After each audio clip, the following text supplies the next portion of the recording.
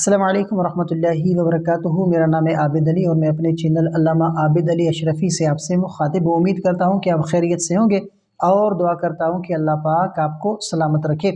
کیا عورتوں پر تراویح لازم ہے؟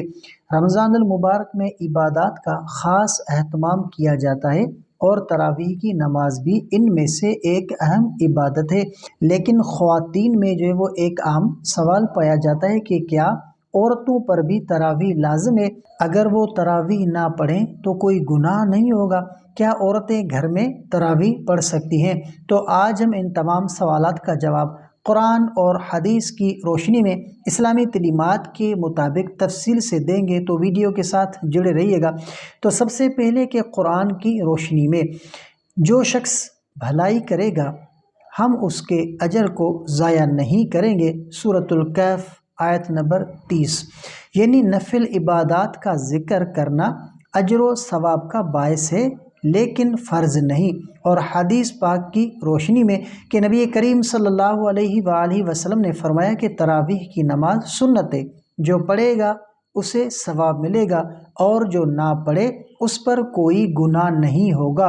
اور عورتوں کے لیے احکام کہ تراویح کی نماز فرض یا واجب نہیں بلکہ سنت مؤکدہ ہے۔ عورتیں اگر مسجد جا کر پڑھنا چاہیں تو شرعی پردے کے ساتھ جا سکتی ہیں، مگر بہتر ہے کہ وہ گھر میں پڑھیں۔ اگر کوئی عورت جو ہے وہ اپنے گھریلو مصروفیات کی وجہ سے نہ پڑھ سکے تو اس پر کوئی گناہ نہیں ہوگا، لہٰذا عورتوں پر تراویح فرض نہیں ہے بلکہ سنت ہے۔ اگر وہ پڑھیں تو بہت زیادہ ثواب ملے گا، اور اگر کسی مجبوری کی وجہ سے نہ پڑھ سکیں تو کوئی گناہ نہیں ہوگا۔